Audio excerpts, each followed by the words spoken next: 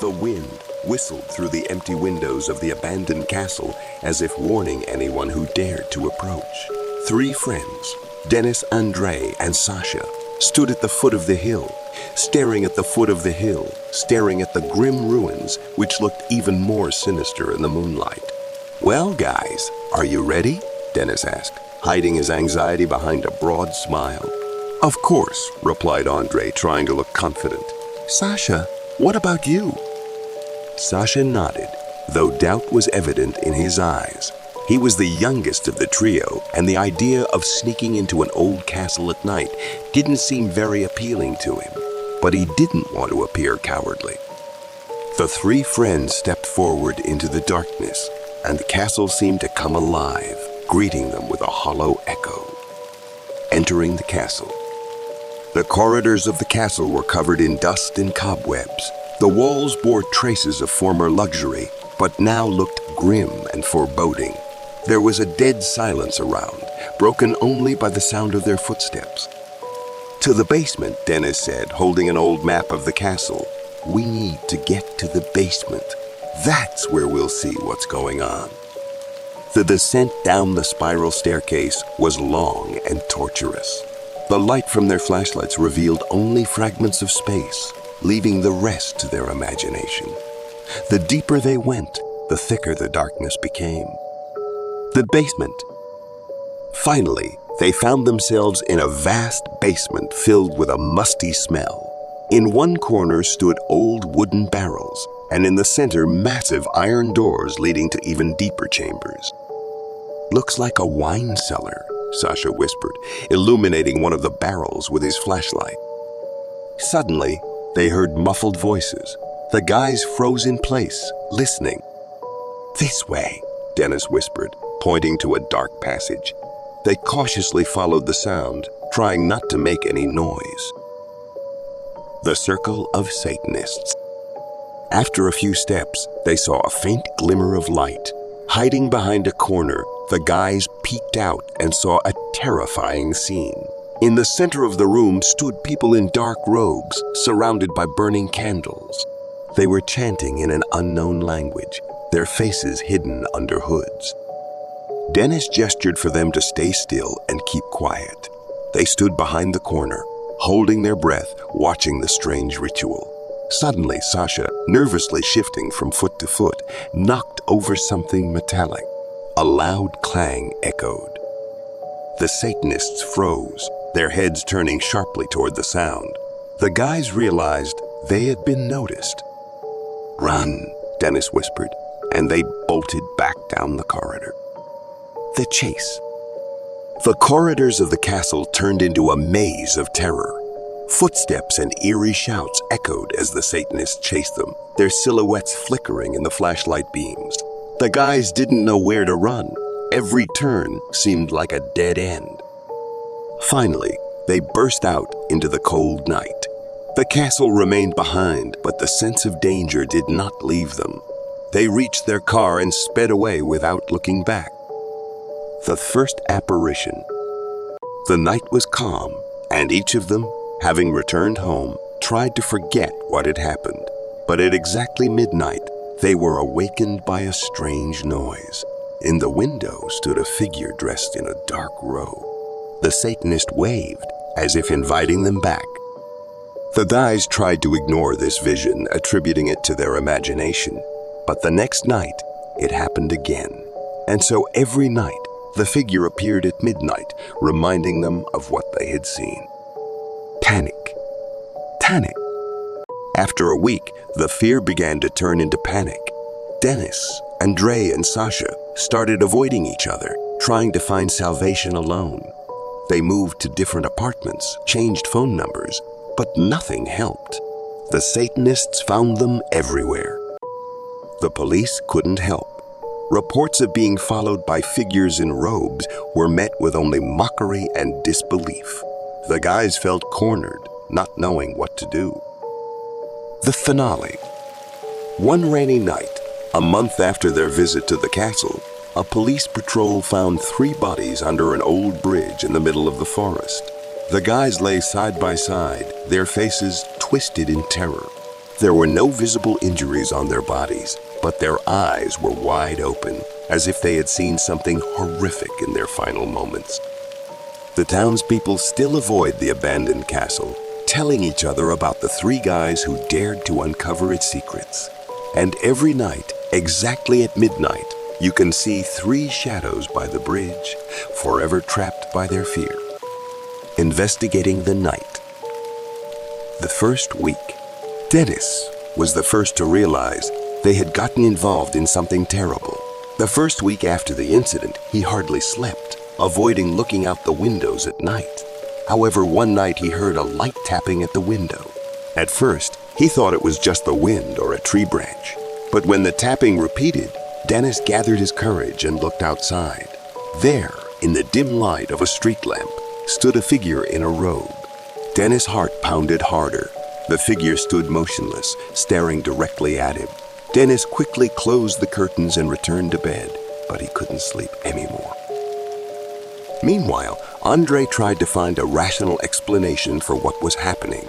He browsed the internet for information on Satanists and abandoned castles. On one forum, he came across a mention of an old castle where rituals were held. He contacted the author of the post and learned that the castle had long attracted the curious, but many of them later disappeared or fell victim to accidents. Andre realized that their encounter with the Satanists might not have been a coincidence. Sasha tried to forget what had happened by immersing himself in work and daily routines. However, every night he woke up exactly at midnight feeling like someone was watching him. During these moments he heard whispers, as if from the depths of a dream. He couldn't understand the words but felt they carried a threat. The second week. By the second week, the guys began communicating with each other less frequently. Fear and mistrust towards each other grew. One night, Andre decided to record what was happening on camera. He set up a camera facing the window and started recording, hoping to catch something unusual. In the morning, he reviewed the recording and with horror saw that at midnight, a figure in a robe approached the window. The figure stood motionless for several minutes, then slowly raised a hand and waved at Andre. The recording ended at that moment, leaving Andre in shock. Dennis, meanwhile, began to research old archives and articles, trying to understand what forces they had disturbed. He found mentions of sects that used the abandoned castle for their rituals. One article spoke of mysterious disappearances connected to the castle. Dennis realized they needed to find a way to protect themselves from these forces, but he didn't know where to start. Sasha started having mental health problems. He increasingly felt like someone was watching him. He began avoiding dark places, didn't go out at night, and even started carrying a knife for self-defense. One day, he saw a figure in a robe right in his house. He tried to attack it with the knife, but the figure disappeared, leaving Sasha in a state of panic. The third week. By the third week, the guys had almost stopped communicating with each other. Each of them tried to cope with the terror alone. Andre decided to leave the city and move to relatives in another part of the country, hoping it would be safer there. But even there, he couldn't find peace. The figure in the robe appeared at his window in the new house. Andre realized there was no escaping this horror. Dennis began to see figures in robes not only at night, but also during the day. They appeared on the street, watching him from afar. He began to suspect that the sect members were somehow controlling their lives. One day, he decided to seek help from a priest, hoping for assistance. The priest listened to him and offered to perform a cleansing ritual, but warned that it could be dangerous. Sasha completely lost sleep and began taking sedatives to cope with the horror. He decided to see a psychologist, but that didn't bring relief either. He felt like the Satanists were not only haunting him in reality, but also in his dreams. One night, he woke up with the sensation that someone was standing by his bed. He opened his eyes and saw a figure in a robe leaning over him. The finale. One rainy night, a month after their visit to the castle, a police patrol found 3 bodies under an old bridge in the middle of the forest. The guys lay side by side, their faces twisted in terror. There were no visible injuries on their bodies, but their eyes were wide open, as if they had seen something horrific in their final moments. The police couldn't find any traces of violence or explanations for what could have caused their deaths. The townspeople began talking about the castle's curse, about how it takes those who dare to disturb its secrets. The castle fell silent once more, its walls hiding their secrets, but the memory of the 3 guys who dared to delve into its dark depths remained in people's minds.